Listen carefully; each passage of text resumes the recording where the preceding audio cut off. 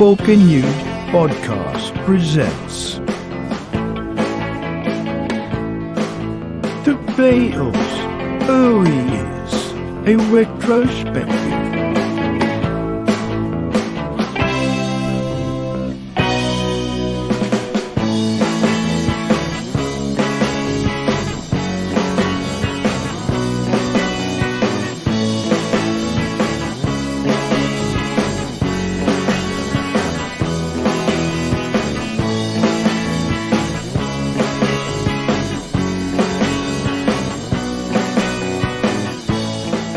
Starring Sporking News podcast, Tom Corner Jr., the 70s rock fan. You did it, Sporking. That's damn right. What is I boomered that one. Hold please for introductions. Wow. Let's try that one more time. Hello to you two beautiful people watching at the moment. I feel like I'm just starting to stream for the first time again. Welcome to the Beatles retrospective. We are going to be talking about 1964. We'll have some people showing up like this handsome young man right here. Holy. That's 70s fan, I'm up to my headphones on, and you've put me in cold. I'm ready. You know to what go. it is? You know what it is, man? You are a rock star, so you're ready. Put Just me in, roll coach. I'm ready to go. You're ready to go. Well, we just started this. This is our 1964 retrospective of the Beatles. Great. You know what was born that year? The Pop-Tart. Fun fact. All right. Okay. Yes. Well, that means I'm not the Pop-Tart because I was born the year before. Okay. You beat the Pop-Tart. You're better than the Pop-Tart. That's what it is. Indeed. How are you, my friend? I'm very well, thank you. Very Yeah. well indeed. Yes. And how about you? I'm good. I'm ready to talk about some interesting, an interesting year, but also one of the most so Time Magazine actually had years back an issue called The 80 Days That Changed the World.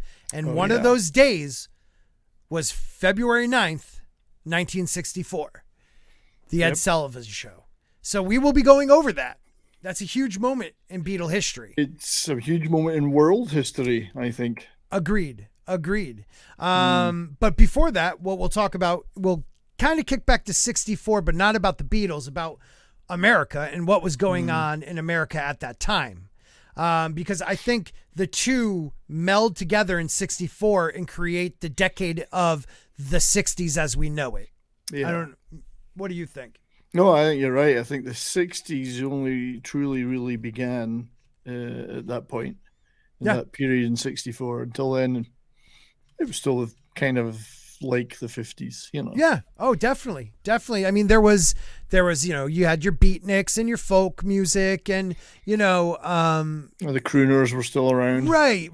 The one, like the lead singer, not the band, but more or less the lead singer was still the focal point, which they always were. But the Beatles changed that completely because you didn't know you had actually three great singers and a guy who likes, he likes to play drums and sing, but he's not great. But three great singers. And at this time, two really solid new artists in writing, music. Yeah, songwriters in general.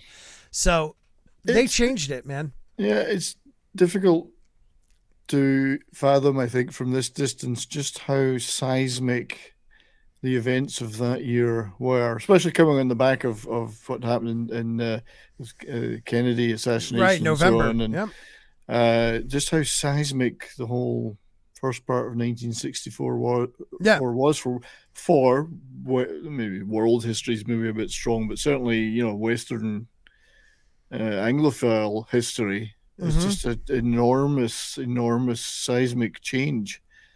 And all of a sudden, everything kind of burst into color. Ironically, as those first performances on Ed Sullivan were in black and white still. Right. So I have a couple pictures of that. So this is them getting off the plane. But before I go there, you have a valid Pope. Hey, I got the link if you want to jump on to talk music, man. I told you about that last week. Feel free, buddy. Just I'll email it to you, I guess, because you are Twitter non grata. He is indeed He not is Twitter allowed. yes, banned. I don't know what the word is. Yes, he is. He's been twatted. Yes, he has. He has excommunicated, like John Wick's. Excommunicado. Yeah, excommunicado. That's it. Yeah. So, I just don't remember what his email address is off the top of my head. Send it to me. I got it. I'll send it to him. No, Okay. I got it. You got it. So let's go back November 1963. We have Kennedy assassination in Dallas. So that's, and then the Ed Sullivan Show, that's in February. So not even a full 2 months later. So the country is still shocked in mourning. And a lot of people weren't ready for it, but it was the kick in the ass our country needed. And it was from catharsis is the word. Yes. Yeah, it was definitely cathartic. The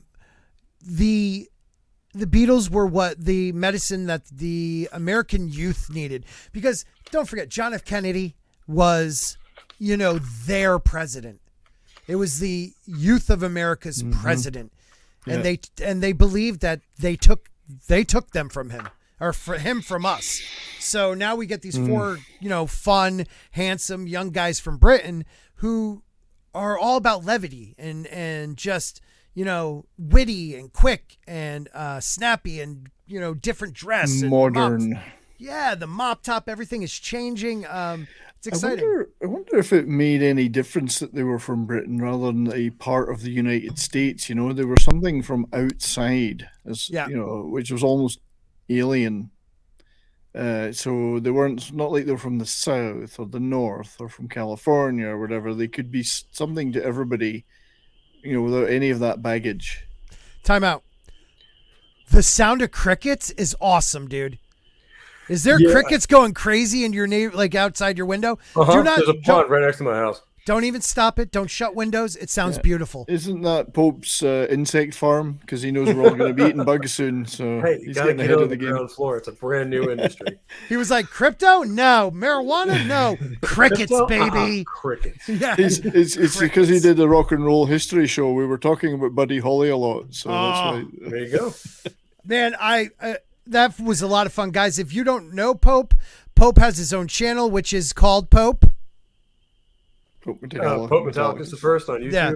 Wait, wow. I set it up for you like a layup. But no, let me give you the big screen. Tell them again as you chug down. Right. I have a channel called Pope Metallica is the first. Next Thursday, me and the boys are going to be going over this exact topic again. We're going to be going through the British invasion and some of the stuff that was going on in America, like the surf rock scene and the Beach Boys and all that kind of stuff. So hopefully you'll join us for that, because I'm having a lot of fun doing the research for this one, and that should be a huge episode. Yeah, we're going to have fun. So next week, again, we will take a week off from my stream, and then we're going to try to go after 64 and maybe, it's hard to do more than 1 year with the Beatles. Hard, isn't it?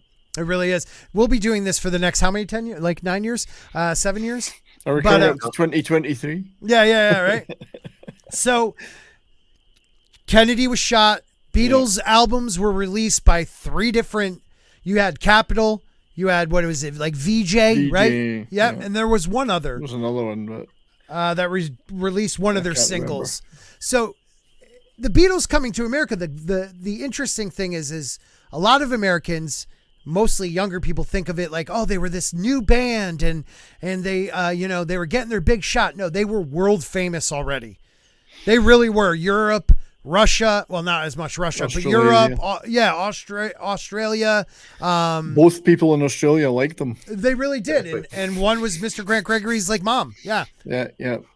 Well, she was a prisoner that was taken to the penal colony. The Beatles may be directly responsible for MrGrantGregory. Yeah, a little lovemaking. I always said he looked like Ringo a little bit. Well, there's a point. How many children were the Beatles responsible for, really? And I don't mean quite a few.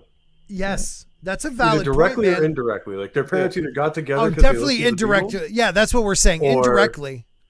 Yeah. I'm wondering which one's more responsible than that. Like maybe Marvin Gaye or maybe Michael Jackson. Yeah. Well, I would say Elvis definitely had a hand in that. Yeah, first Elvis, maybe even first. Gaye. You can even go first. Maybe Frank Sinatra.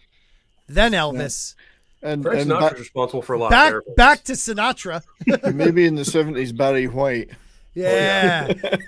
God love him, baby. Baby. And then Oh, Michael man. Jackson and Prince in the 80s. Oh, yeah. Oh, yeah. And us now. Go make your babies, people. Oh, God. If you have any of our pictures in your head when you're making babies, I don't know. Hey, what stop to tell that, you. Pope. I want you to have my face. Next time you are, man or female, pop my face in and just freak yourself out. This is Go right ahead. descending into an Archer episode. Yeah, let's we're going If that off does the end up beaten path. happening, seek professional help. Yeah. So let's get back to the timeline. So you get at the end of 63, excuse me, I Want to Hold Your Hand, This Boy, Roll Over Beethoven, Please, Mr. Postman. I saw her standing there. I mean, all this was hitting America in December and January, right before they got there. Yeah, Capitol had finally been browbeaten into releasing I Want to Hold Your Hand. Yep. In January in America. I think they'd actually released it a little earlier in Canada, and they'd started to make some traction.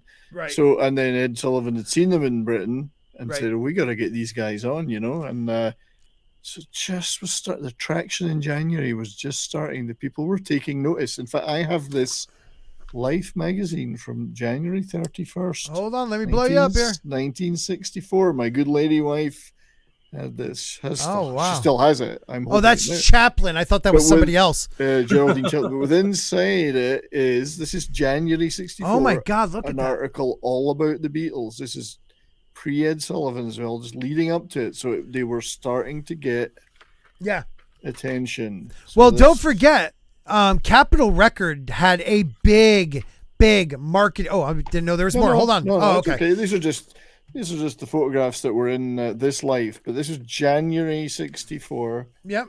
So it was happening. Yeah, and Capitol Record was making a massive push, which they really didn't need.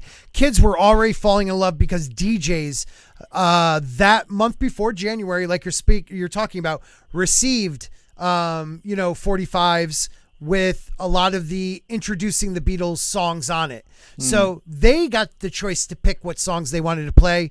Most of them, I Want to Hold Your Hand and Twist and Shout, maybe in America. Yep, I don't know if it was there yet. The big one. Yeah. And I want to say All My Loving was released right before the show in Britain. I mean, so there was a lot of stuff going on. Well, it's interesting, All My Loving, and I know there's stuff that happened in January before we get to the Ed Sullivan show, but that was the first track they played on Ed Sullivan. Right, because All My Loving. Well, it was released on the day they landed in America, in Britain.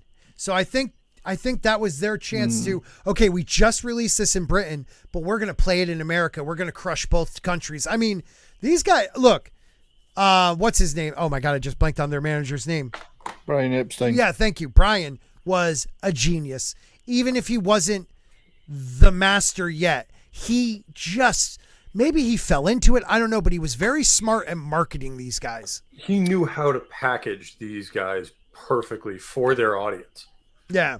Yeah. And that's why he made that great deal with Ed Sullivan, because they actually got paid the minimum for appearing in that show, whatever the minimum was. But they said, I want to be on at the start of the show and the end of the show. Twice, not just one section. That was a big deal, too. And let's not forget what Ed Sullivan had on prior to the Beatles. Spinning dishes, like a folk Singing song. Dogs. Yeah, Vegas comedian. I mean, opera, musicals from Broadway. Yeah. I mean, granted, it wasn't many years before, but the only big act before, like Elvis changed the Ed Sullivan show. Ed Sullivan, I think, became more powerful because of the Elvis shows and then what he did. So think about his pull. These guys were big in Europe. They could have been touring in Europe. He was able to pull them to America, get them visas, get them working visas, get them to New York into the show. Like, he had a lot of power back then. Well, Ed Sullivan had done with rock and roll stars what others of his ilk didn't do. He treated them with respect. Yeah. And he welcomed them onto his show, where others, like, is it Steve Allen or whatever, they mocked guys like Elvis. Right. Made fun of them. He didn't. Ed Sullivan never did that. He treated these acts with respect, he was forward thinking, and he wasn't, I hate rock and roll, whatever. He didn't care. Right. Yeah, as long as they turned up and did the gig properly, he gave them the utmost respect. Isn't it funny seeing them in color? That's why I saved this picture, because I found it to be really cool. It's weird. It's fascinating. We're used to seeing them in black and white. We think of the Beatles on Ed Sullivan as black and white. Yep. And it's beautiful, though. Isn't it a beautiful picture? It's beautiful. And most people, even if the show was broadcast in color, would have seen it in black and white, because almost no one in the U.S. had a color TV at that point. No. I'm sorry, go ahead. No, I was going to say, I do know that my dear lady wife was a young girl and was in a fever of anticipation waiting for that show as a kid. She couldn't wait to see these guys because they were number one in the charts. Yeah. Perfect timing with I Want to Hold Your Hand. It was the excitement and anticipation. I don't think you could get that for anything now. No. Well, and we brought up in the History of Rock and Roll stream the importance of technology in spreading a lot of the early stuff with rock. Television definitely helped these guys out immensely. But also the fact it was over when it was broadcast and you couldn't see it again. That's it. Right. It's gone. Yep. Well, think about the audience they had watching this live show, because Ed Sullivan was Sunday night family time. Yep. So every kid in America was watching Ed Sullivan. If they had a TV. Yep. Didn't they say the crime rate in New York City dropped to zero? Yes, it was close. I think it was close to zero during that episode of the Ed Sullivan Show. How crazy is that? Yeah, That's insane. What you would not get a cultural phenomenon like that now. No, I don't think we had one or two things that maybe matched it or came close later years. Maybe Live Aid. Yeah, Michael Jackson's Thriller, I remember, was huge, waiting for that video to drop. Right, but you just don't get that experience now. No matter, everything's too fractionalized. Well, Pope touched on it. This was a moment again.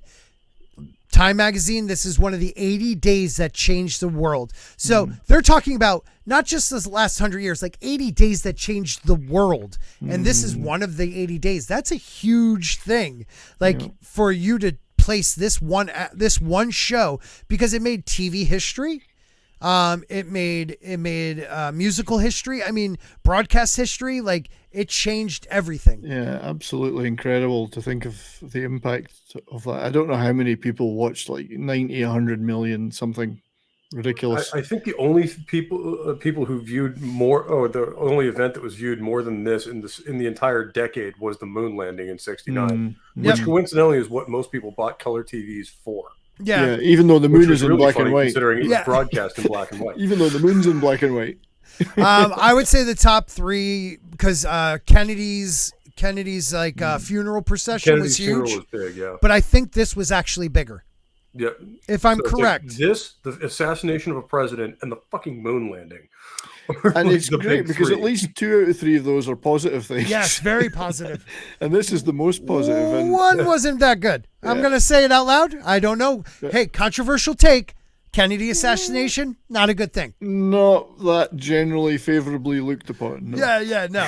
Nowadays, the moon landing is viewed as controversial as if it actually happened or not. Yeah, that is true. Yeah. This definitely happened. And so what were the 2 songs they played? I Want to Hold Your Hand was first. I think they did 3. Oh, they did All 3. My Loving. I Want to Hold Your Hand.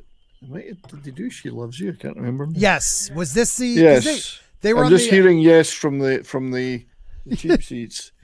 Thank you, Mrs. 70 Rock fan. Lovely lady. Got to meet her down in Florida. Lovely. So they did 3. Oh no, that was Pops. I'm sorry. Yeah, we've not, but we will. You and Pops mixed together, but I love you guys and I want to meet you. So I'm sorry about that. Pops and you, to me, are like 2 people that when you talk, I just start listening. So I apologize. I get you guys sometimes confused. Yeah, but I mean, I'm not hideously malformed. So how could you? Time Prophet does bring up a good point, though, that without the Kennedy assassination, we never would have gotten Dallas 1 p.m. by Saxon. That's right, yeah. And I would never have known what I was doing when I went to stand on the grassy knoll when I lived there. So it's weird. Knew it. I actually got to go there. It's weird and live there. Oh, wow. You really? Yeah, I lived in Dallas for a few years. Yeah. I thought that was a Texas accent. Great. Well, yep. yeah, so I wanted to just talk about something that happened before this show, though. So in January, hot on the heels of "She Loves You" being in the British charts forever, and they had possibly one of their least successful gigs, ironically, like a month before this. Was that in Paris? When they went to Paris. Yeah. I was going to talk about that. The French did not. Well, the kids might have liked them. The establishment did not like them. Yeah. They played at the whatever theater it was there. Olympia, I believe. Yeah, and they did not get well received. In fact, they reckon their gear was sabotaged because it kept cutting out. And they were there for like 17, 18 days, weren't they? Yeah, for a while. The crowd sat in their hands. You know, it was all French, older French people with their suits on or whatever. They sat in their hands. They really didn't like these British upstarts. So those gigs didn't go so well. But they didn't give a shit because at one of those nights they went back to the hotel and they got the telegram. Yep. I Want to Hold Your Hand is #1 in the United States. Amazing. So there's pictures of them drinking champagne in the hotel room and whatever. And just going that was right before they left too, because I believe they played to the 4th, and that was February, like the first day of February. Yeah. But another great thing that happened in January, while in Paris, they released a German single, and they also recorded "Can't Buy Me Love." Yeah, the only time they've ever done a session outside of the UK, a Beatles session, was in that when they went to for Paris. EMI. Yeah, definitely. Yeah. Yep. And they did, because they did the German "I Want to Hold Your Hand," and they also did a German "She Loves You." Sie liebt dich. Yeah, sie liebt dich. Kommt, gibt mir deine Hand. I wrote it down. You said it perfectly because I could not do that. Kommst, gib mir den Hand. Gib mir dein Hand. We ask the questions. So, your music is beautiful. Nice. You will buy this record. So they, I mean, it's not that they hadn't recorded. They did. Technically, they recorded in Hamburg, but since they were the Beatles and started working with Brian Epstein, it was the only time they did a session outside of the UK. And I don't know if those German releases were really necessary. I've never felt that. I don't think they sold that well because the Germans just bought the English language right ones. and they still do. Germans speak English, so yeah, they didn't want to hear fake English, fake German stuff. So they wanted to hear the original. I mean, who wouldn't? You know. I mean, you got my favorite modern band, Sabaton. They released an album called Carolus Rex, which is all about Swedish history, and they recorded it in both English and Swedish. And every time I've seen them live, they've done a song off that album and asked if we want to hear it in Swedish or English. And every time they've picked the crowd has picked Swedish. Well, 99 Red Balloons. 99 Red Balloons was German. But when they did 99 Red Balloons, it didn't hit as hard in America. Yeah. Yep. And the Scorpions did a couple of German covers of Sweet songs. Yep. Yeah, stuff like that. So there's been a bit of that, but I think most people wanted to hear the rock and roll in its original English. Right. They didn't want to hear the Germans and hear them singing fake cod German. Well, it's like Shakespeare. You can only ever listen to it in the original Klingon. That's right. Yeah. But you know, another little fun piece of trivia for you. One of the backing acts at the Olympia gigs featured Mick Jones of Foreigner playing guitar. Because he worked with Johnny Halliday, him and his buddy Tommy, I can't remember the guy's surname. They were in Johnny Halliday's band for years, and so John Lennon, they went up to talk to the Beatles after, backstage, and John says, "Oh, your English is fantastic, mate." He says, "Well, I'm from Britain. I'm a Brit, you know." Just happened to be working in France. So Mick Jones, a Foreigner. That blows my mind because Foreigner really hit it in. For me, way later. Yeah, this was when he was just a teenager. Late 70s, early 80s, I'd probably say. Yeah, I would say 80, 81. 75 was their first album, I think. Maybe it's MTV really introduced me to those bands. I Want to Know What Love Is was early 80s. Yeah, I want to know what love is. So there was that's just a little piece of trivia. Yeah. No, it's exciting, because, so All My Loving is released February 7th in the UK. They land at John F. Kennedy International Airport on the 7th, the same day. The Beatles make their first appearance, Ed Sullivan, February 9th, 1964, which changes everything. I'm sure you've seen the movie footage, which has been released in a couple of documentaries of them arriving at, in New York. Yep. I think it wasn't yet called JFK, but I think that's the airport they landed at. Right. I'm not sure if that one was there yet or if it was LaGuardia, but no, well, LaGuardia is still there. No, it was Kennedy. I don't know whether it was called Kennedy, but it was Kennedy. I don't know if they changed it that fast. But LaGuardia and Kennedy are two different airports. Pretty sure I didn't know if they had built the second one yet. I think what is it called? Pretty sure it was that runway, that airport. But the footage is brilliant because they're listening to themselves on the radio. Yeah. So they're talking about us. And then, so they arrive at the airport and they see the sea of fans. Yeah. And they think, well, was there president arriving or the Pope or something? They didn't realize it was for them. And just met with that's this going to be wall the insane emotional roller coaster because like a month ago, they played their worst gig ever. Yep. Nothing went right. They get back to the hotel room and find out their song's #1 in the U.S. and then they come over here a month later. This to the French. And there's just a sea of fans everywhere. It's like, incredible scenes. Incredible scenes. Oh, Bosh. This guy, he kills me. All right, so I'll probably get claimed for this. So if I do, this will be muted in a couple days. So know that it's like a voice like this, most likely. Read it like this, yes. Yeah. Today and whatever. Yeah. Oh, maybe I should. Ed Hurley, yeah. But yeah, this is it. They thought it was a Pope arriving or something. Right. Well, it was this big. I mean, we don't want to go there because John gets in trouble a few years later. But I mean, these kids. Yeah. Now think about this. These guys are. I love how you can see them looking back too. Like, yeah. Is there somebody else here? Yeah, like it's 1964. What? They're 21, 22. George is like 19, maybe. Like these guys are young. They're so young, and they're coming off a Pan Am flight where everybody's wearing suits, like smoking cigarettes, and you land, and it is freaking mayhem. Like, look at their just surprise. Look at their smile. Like, George doesn't smile that much, and look at him. Like a little kid. It's awesome. And he has that smile of like, holy shit. Yeah. Yeah, and of course this is all mental. Then they have a press conference and they get in the limo and they've got their little transistor radios and they're listening to Murray the K. Yeah. Counting down their arrival and the Beatles are here and they're that's awesome.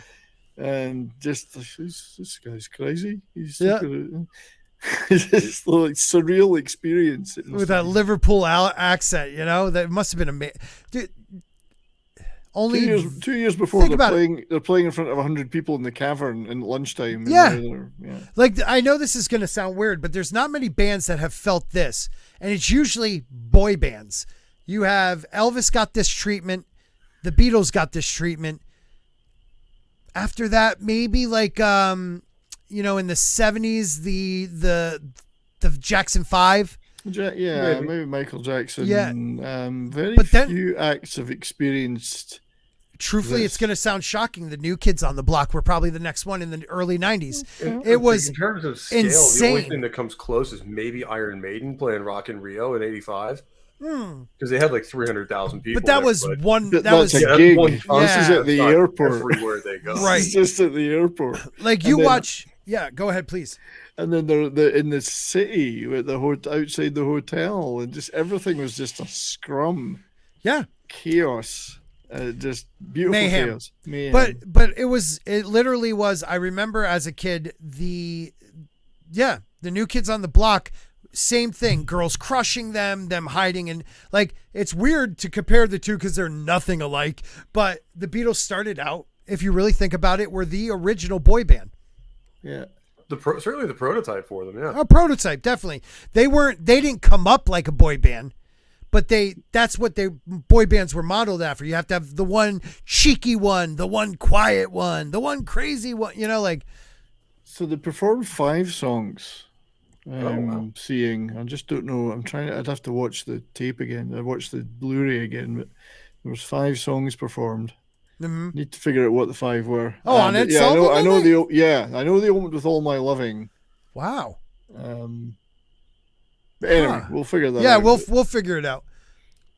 But what I didn't know for years after was that they did another Ed Sullivan a week later in Miami, broadcast from, or as Ed Sullivan called it, Miami.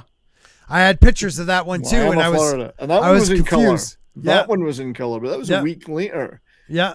I thought, what the hell's this Ed Sullivan? It's from the week later, and then of course they did the concerts in the Carnegie Hall and in Washington in between. I did a show at Carnegie once. Hey, Granted, granted, it was a weird one. It was like a lot of different bands, or like choirs. But I was up on stage and I sang Brahms' Requiem. I was hammered. There was like a Puerto Rican festival. It's a long story. I was in high school. Obviously, you practiced. That's how you got there. That's how I got there. No, I got there because I freaking stumbled back.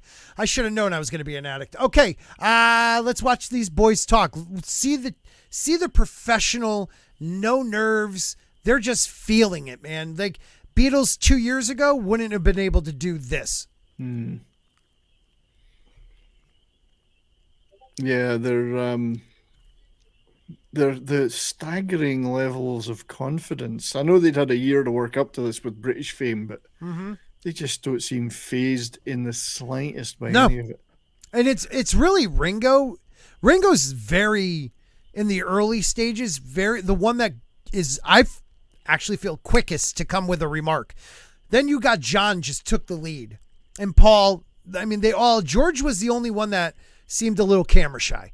But when he had something to say, he said it. Well, it's an interesting thing about George because he always had that reputation as being the quiet one in public. But as Paul said on Anthology, he says, well, you get him inside, you can't shut him up.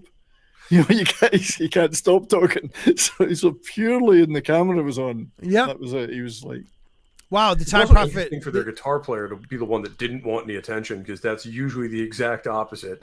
Right. Yeah. Look at this. His wife met Paul McCartney in '79 in Liverpool. That's the Time Prophet. He never knew that. Wow. Why did she keep that from you? Just kidding. So they did All My Loving, Till There Was You. She Loves You. I Saw Her Standing There, and I Want to Hold Your Hand. That was the 5 songs. Wow. On that first show. Wait a minute. Say that one more time. So they did All My Loving, hit, Till There Was You.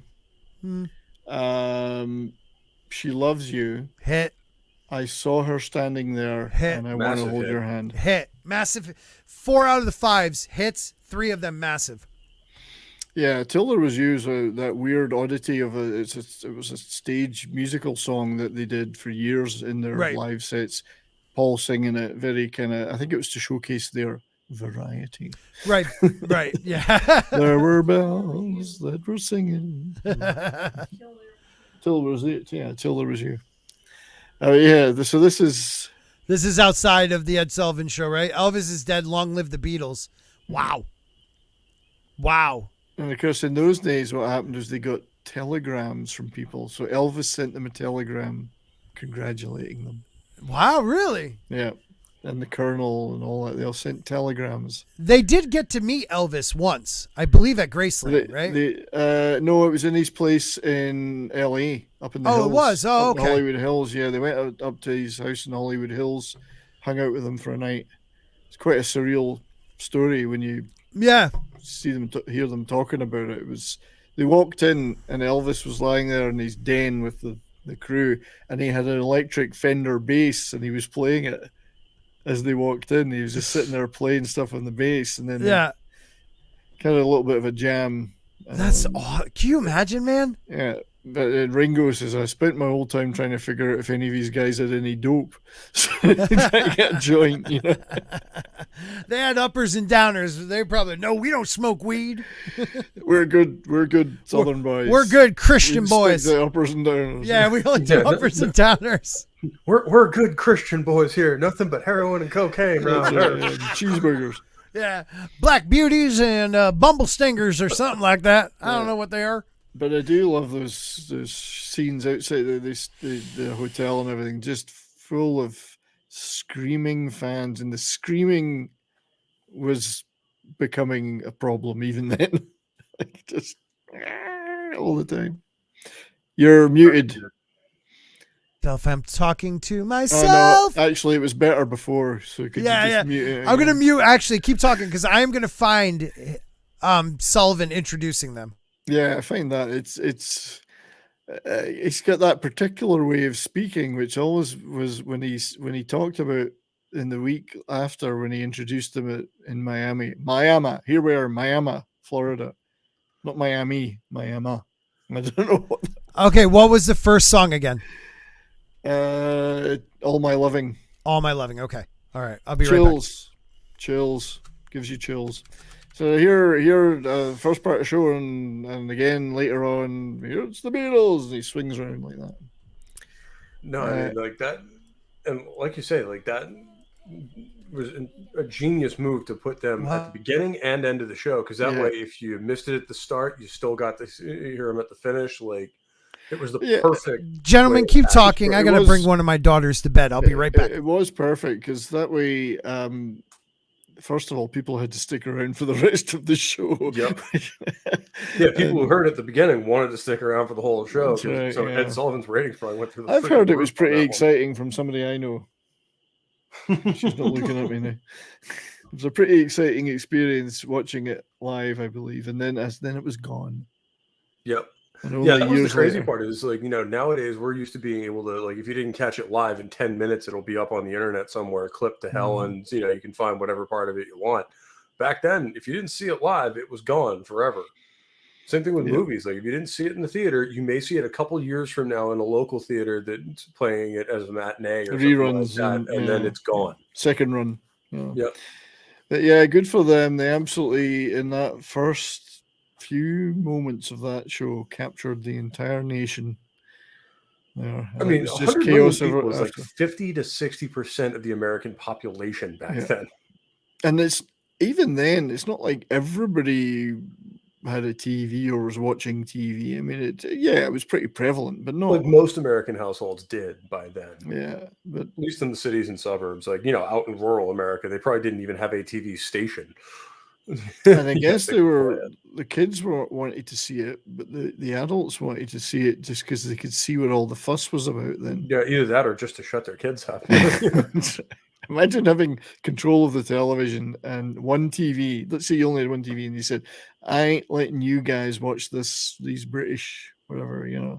I don't think that. I mean, Ed Sullivan was a popular show, so. And I imagine there was like the typical deal back then of like, especially because houses would only have had one TV outside of like the 1% maybe of all right, look, I will let you watch this one thing this week. Rest of the week, the TV's mine. Yeah. The gigs that they did following that, I mean, the show was a massive success. Actually, George wasn't feeling that well because they did some photo shoots in Central Park, and George didn't go because he had a bit of a cold or whatever. The other three went, but the gigs they did, particularly the Washington DC one, again, they did 20, 25 minutes like they always did. These are the most hilarious things when you look at them because they're in the round, first of all. It was like a boxing ring. So the drum kit, after every song, it's on a tiny riser. Ringo gets off and he starts dragging it round to face in the other direction. They pick up all their gear and they turn around like that. Then they play a song, they pick up all their gear and they play another one. It's the most amateur, not their fault, but the most amateur thing when you consider they're the biggest act in the world. And it's such a weird thing for a theater production or like something like that because you're not used to having people behind you. Yeah, like you're used to the audience being that away. You're not used to hearing screaming coming from behind you. That's a bad sign. Yeah, but just poor Ringo's having to try. They've got one roadie, which is Neil Aspinall, and they've like dragging this drum riser around, and because they pick up the little amps like this, nobody could hear anything. Obviously, I mean, it's a good thing the amps were the size they were back in the day. Could you imagine doing that with a Marshall JGM 800 and a couple of 4x12s? Nobody thought, this is the biggest act in the world. Why don't we put a revolving stage in for just one night? It wouldn't even have occurred to them at that point. By the 80s, it would have. Yeah. But the other thing that happened at these gigs is that George had revealed in an interview that he loved what he called jelly babies. Now, it's what you would call jelly beans in North America. Yeah. And they're little hard coated candies. But in Britain, they're not. They're little soft things. So he said, I love it. It's my favorite sweet or whatever. I love jelly beans. And so this is when they started throwing them. Yeah, so throwing them, that would hurt because they're soft, but they have a hard outer shell. You watch those gigs like the Washington, D.C. one, you can see them flying through the air. And people think they're being fans. And the worst part is people think they're being fans. I know. And that's pretty sad. Yeah, you see the fucking things are getting thrown at us and they're hard, they're like bullets. But, all right, again, we might have to mute this, but it's fine. We'll be fine. Everybody will be fine. Introducing the Beatles again, may I point out that they'll be on our... Damn it, he said again.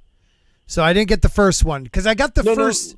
No, he says again. Our show, as I told our audience, for the next 2 Sundays. Next Sunday from Deauville Hotel in Miami Beach, show starring Hollywood's exciting Mitzi Gaynor. So, ladies and gentlemen, once again... This is the second one. Yeah. Okay, I'll definitely get claimed for that. Sort of standing. No, you got away with that. It's just a few seconds. Yeah. It's the opening one was All My Loving, and it really is it's probably in. It's just a beautiful somewhere in here. Just a chill moment of chills, Yeah. Let's see.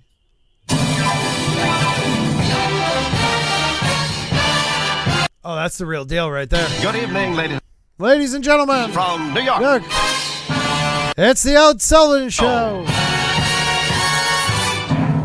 And now, here he is. In Britain, we had no idea because nobody knew who Ed Sullivan was. And he was so massive. So massive here. Thank you very, very much, ladies and gentlemen. How old do you think he is? I'd say there he's probably, late 40s. Which is crazy because I feel like he looks so much older than me. All of you little... The lighting is weird, I've always felt in this. Yeah, Black, it's like straight Soupy down. Sales and Alan Rossi starring on our program tonight with the Beatles. Now before... Well, come on, do it! He's a very savvy guy. He was very savvy, and he was very progressive. I'd say not the 4-letter word version of progressive. No, but he made sure he included lots of different acts, including rock and roll and soul and blues and R&B acts, and he was very welcoming to all of them and very. The Beatles said, "What a lovely guy." He was very respectful. Now they didn't always get that, even in Britain. It was the BBC, and I was like, "Who the hell are you, scruffy oiks?" Right. He treated them like adults. He treated them like they're stars. I think that was you're right. This is one of the... Showed them respect. Yeah. And that's why they always respected him. Yeah. Because I believe they did 4 appearances on Sullivan. I might be wrong. It might be more, but I think it was... You're right. Yeah, I know they taped one that they then broadcast on it. They weren't physically there, but the rest, yeah.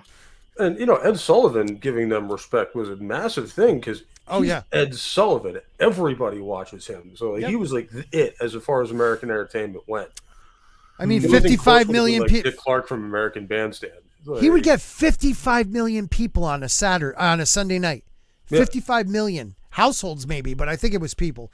But imagine that nowadays on TV. America at the time, the household's 4 people, so you probably had almost everyone in the country watching every Sunday.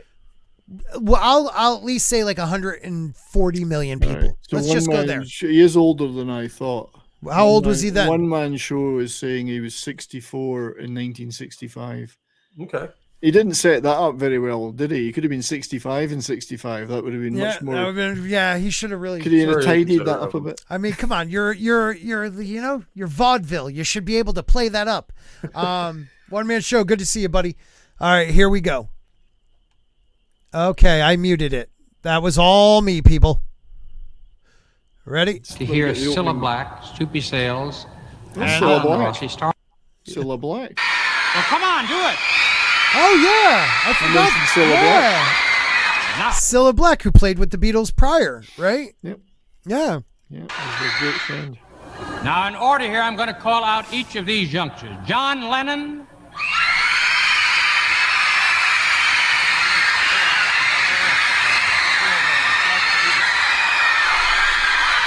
George Harrison.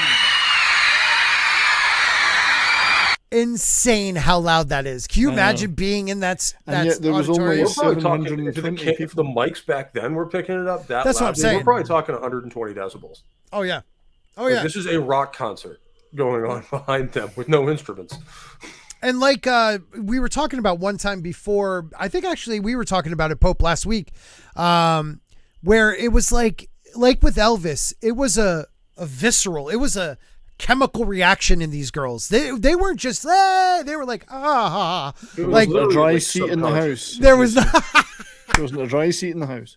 I was gonna go there, but I'm glad you did. That was awesome.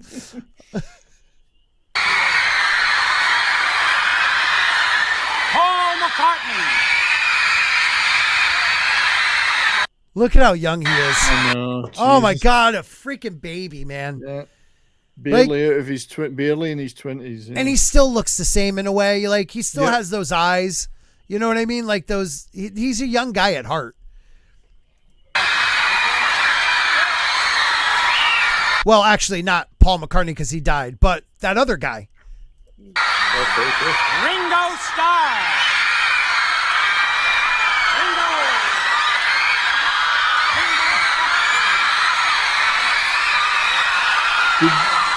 Did you notice who else he said was going to be on the show? Frank Gorshin, the Riddler. What? Frank Gorshin. Oh was my on the show. God. He was on the same edition. Yeah. Okay. I don't know what he was doing. Yeah, he wasn't the Riddler He wasn't yet, the was Riddler he? yet, but Yeah, he became no. the Riddler, yeah. Oh my God, that's interesting. Oh, hang on. He was an impressionist, apparently. Well, he has that He did facial. impressions, yeah. Yeah. I bet you he did a great, even though he wasn't, popular yet. He wasn't really known yet. He probably did a great Jack. Like the way they Probably get a did load Ed of me. Sullivan. Yeah. But imagine being able to say later, I was on that Ed Sullivan with the Beatles. I hung out with the guys. Yeah. Okay, it's like Frozen. Sorry, people. Well, that would have. I mean, imagine being the other acts on Ed Sullivan that night. Like, well, you got a lot of eyeballs, more than normal. It's true, but at the same time, like, but only that night, like the big guy in your pond, and then you're getting outclassed by these 20-year-old kids from England. Yeah, but you know what? They were known though. That's the thing. True. Like, Yeah, they were already well. They got eyeballs. Like you're right. They got eyeballs that night, but the next day, they weren't talked about. It was the Beatles. That was it. Yeah. For the next how many months?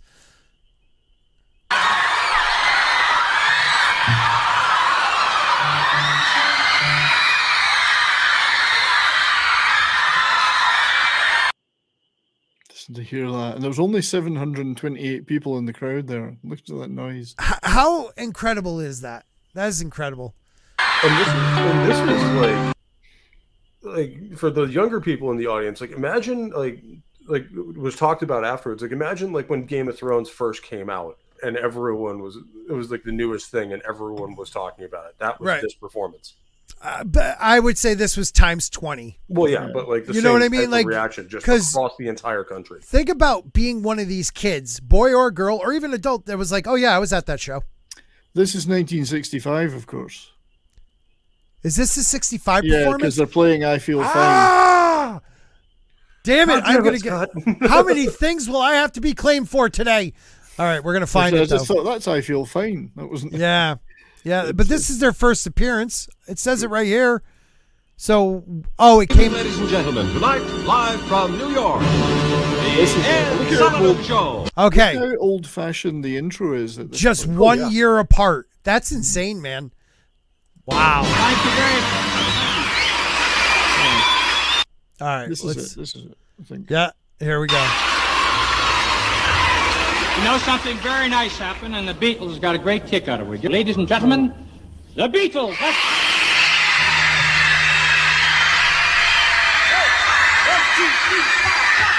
Close your eyes and out Looks like All My Loving was the first song. Yeah, this is a weird like snippet thing. The guy said he's clipped it due to copyright, but smart guy. But you know what's crazy is how could they even hear themselves? Like to stay in. They probably can't, and they don't have monitors yet. Is the crazy part? Almost nobody used monitors in the '60s. Yeah, that's so, crazy. Like almost every band now, regardless of how loud they're playing or how loud the crowd is, you'll have a earpiece in you or a big speaker in front of your standing position there, where you can hear yourself and everybody else playing. These guys didn't have that, so they're just going off the drum beat. Yeah, essentially. And then Ringo said all he could do was hang on and just hit a simple beat as much as possible, just to keep it all together. And just hope that's crazy. All right, this is like.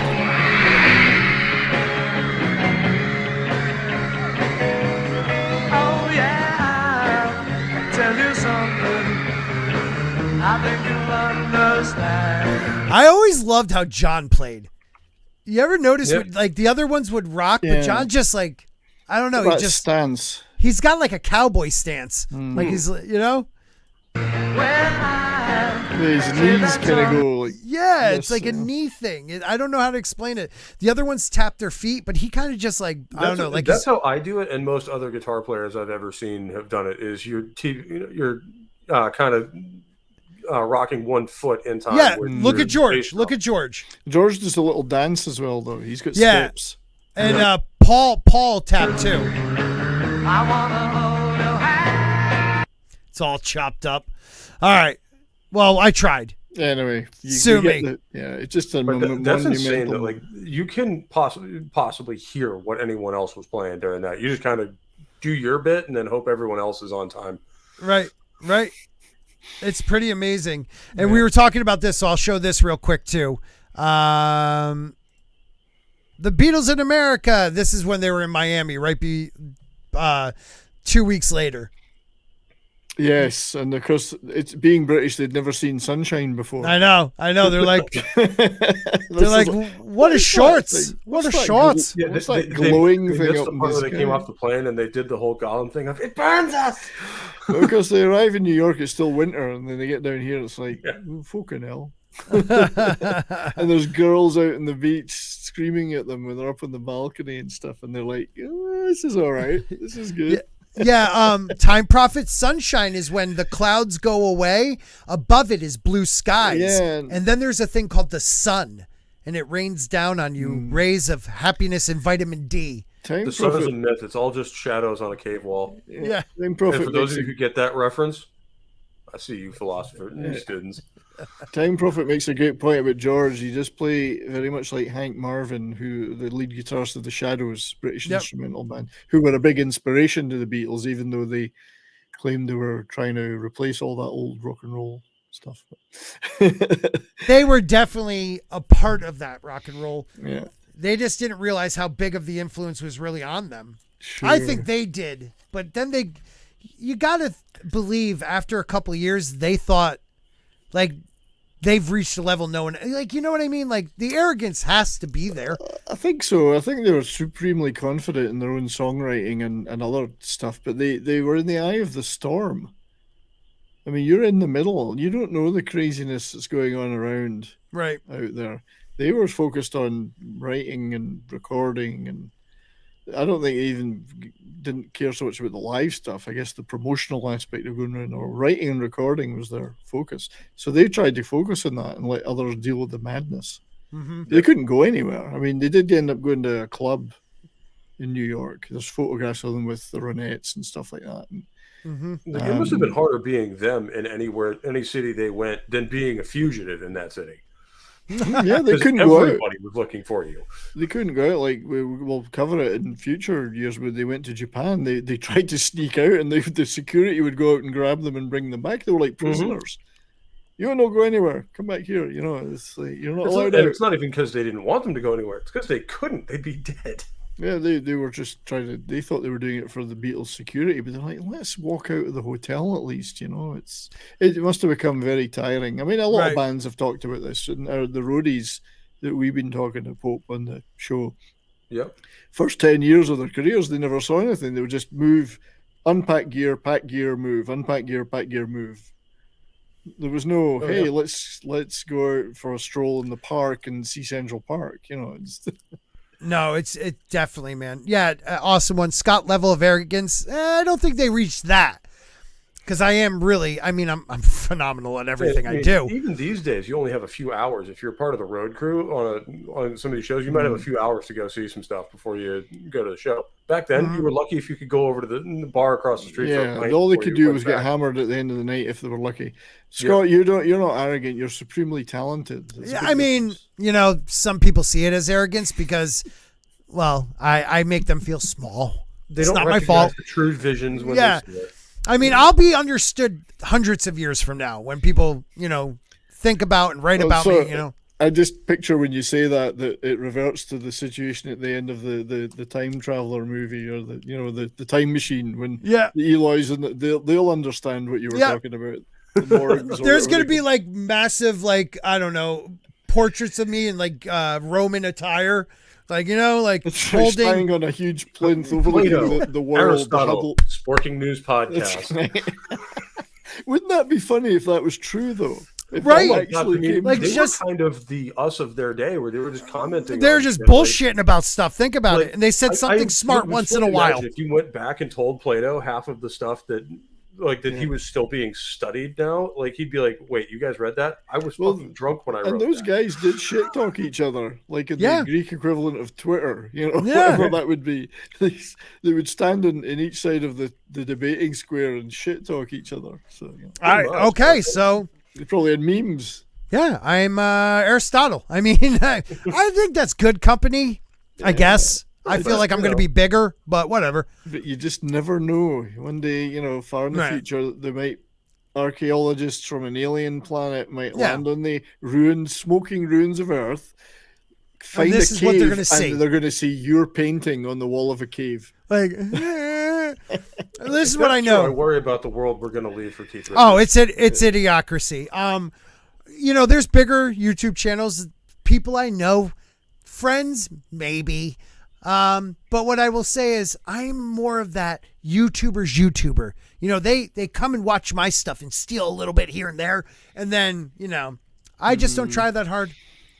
See, and then they go back and stick pins in it all. I'm stealing it for next week's show because I'm on the panel. So I get to be involved in it. Right. Yeah. Absolutely. I steal from myself. I steal from myself all the time. I mean, who's better to steal from than yourself? Rip myself off. Yeah. Right.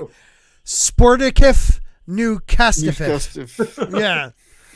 So this year, I know you have to leave pretty soon, but I do, unfortunately. A lot of music was released in 64, but they also did they do the first film or was it just the album? No, they made the first movie in 1964, Hard Day's Night. Yeah, they started filming in March and it was out 6-8 weeks later. I don't know, something like that. Yeah, something like in June, something like that. That's insane. Yeah, and it's a brilliant movie. I mean, it's a pop classic, really. I mean, Dick Lester produced it. He did a lot of stuff with the Goons and directed it. He did a lot of work with the Goons, and you can see that in the way he's filmed it with the scenes with them running about and falling in the grass and all that stuff. I think Elvis had done one before them, but it was a very different thing back then for a multicultural superstar. Elvis had done about 20 movies by then. Yeah. They did a very mod movie. It was modern. It was mod. It was cheeky. It used the British sense of humor from the Goons and other things like that. Yep. And it kind of was like a pseudo documentary of their current life, and it worked quite well from that perspective. What kills me though, 70s is you see that, and then you see 8 Days a Week, and it's completely different guys. Is it 8 Days a Week? Is the next one? No, Help is the. Help. Yeah, Help. I'm sorry. 8 Days a Week maybe in it, but yeah, I'm sorry. The movie was called Help. Yeah, but that movie, they just seem different. The shine is off a bit. Yeah, well, for one thing, they were stoned half the time. Yeah, that's true. But it's probably the only way they could deal with the stress of being on that level of success by then. They tried to make that movie too goofball, with this sort of cult killings or whatever. Yeah, it's yeah. all It's wacky. It was a wacky. It was like a weird kind of pre-Indiana Jones type thing going on. It was. It didn't work as well. The songs are great, and those set pieces are fantastic. But the plot is, and I do love the fact that their house at the beginning of Help, they all go in the separate. Front door. Love that. They go in the separate front door. It's one house. I love that. That they redo that. And if you ever seen with Rodney Dangerfield when he goes back to school, where they all open the door to the dorm rooms and they're all one big dorm room. But I'm just going to read this. We're going to wrap it up kind of soon because my kids are, my wife's not home yet, but let's just, these are all the songs I believe that were released in 64. A Hard Day Night, And I Love Her, Anytime at All, Babies in Black, Can't Buy Me Love, 8 Days a Week, Every Little Thing, Everybody's Trying to Be My Baby, Honey Don't, I Call Your Name, I Don't, record. Yeah, right? I Don't Want to Spoil the Party, I Feel Fine, I Should Have Known Better, If I Fell, I'll Be Back. I mean, dude, I don't know if I can read them all in time. There's like 20, they released 35 songs. Well, you mentioned full-length albums in a year. Yeah, you mentioned I Call Your Name and I Feel Fine, two fantastic riffs. Yep. Like really modern, fresh riffs that they came up with in those. Right. I mean, I'll Cry Instead. Lennon, that was Lennon wrote that one. There's a lot of good songs in there that not a lot of people know. Well, the Hard Day's Night sound album, which was an album rather than a soundtrack album, but massive album. I mean, they had 14 in April. At some point, they had 14 songs in the top 100 Billboard. The crazy part is they released all of this stuff in the same year, and it's all of extremely high quality. Yeah. It wasn't like they had like their A-side album of all their really good shit, and then the couple for the real fans in the back. And as we said last show, Pope, they had singles that weren't on the albums. Yep. They'd made a point in Britain anyway of recording singles that didn't turn up. Well, that's another interesting point, which we'll probably get to next time. And it's really hard for Americans to determine what was on the album and what wasn't because it was released in multiple different cuts, depending on when you bought the record. Right. Yeah, there's 4 or 5 different versions of their first album, and it's all different than the UK version. Yeah. Well, the UK and the Beatles used to get really puzzled by it themselves. They're like, how come there's no Meet the Beatles album or whatever? How come it's this one in America with songs from our first album and our second album? It's all chopped up. They're kind of weird. The definitive ones are, sorry to be snobbish about it, are the British releases. Oh, they are. That's how they were intended. Would you say the British one is better than the American Sgt. Pepper's? Well, I know what you're talking about because we've mentioned this before, that there are versions of Sgt. Pepper's. It's like their second release, right? Fields. Yeah. But the Penny Lane. Yeah. There may be versions of it with that, but it was intended. Once those 2 songs were released as a double A side, they were not intended to be on the album. So sad. Putting on the album later. Yeah. Where they should have been is a good move, but that's not how the album was initially released. I just know the first album I ever listened to of Sgt. Pepper's, I had Strawberry Fields and Penny Lane on that album. Yeah, and it blew my mind when I found out they were not. I thought it was like a Mandela effect. Sure, they weren't on Magical Mystery Tour album, that version of Magical. Oh, you know what? Maybe I am. I'm sorry. You might be right. They were all intended to be on it, and then the record company got fed up with waiting. So they said, we're going to put these 2 songs out because they're It was Magical Mystery Tour. I'm sorry. Yeah, that had a bit of an amalgam of stuff on it. Yep.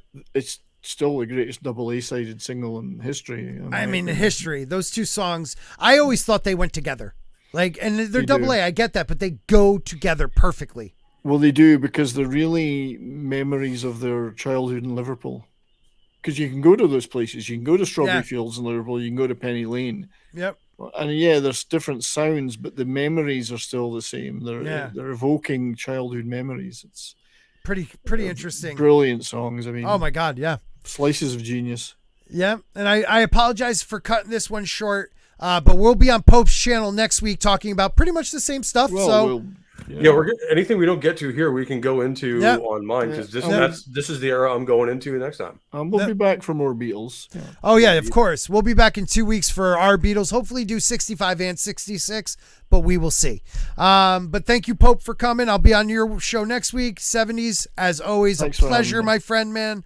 I really enjoy hanging with you guys, and I hope everyone does. I have to switch over real quick to my other brand, The Dump, so the background's going to change for a second because I like to do my new I had a friend do my new members countdown or my members list, so take a listen to my good friend here. Thank you all for your memberships. Special guest to read them is Joel Rogan. Spoon Level, Katina Martin, Small Time Republic, Glinzer, Michael Wolf, Biggles_Mets, McKinney Draws, Sean Estep, Pops, Zach's Fork Level. What about Dontarius, Boosh McFadden? Release Thama Kraken, also Miwan, Kitty Bear, Soul Assassin, AI Privilege, Tina Boyan, Biensutter, Monkey Jeebus, Ben Hennigar, MrGrantGregory, Eric K. Sporker Level, E. Clay Thomason. Thank you all for your membership.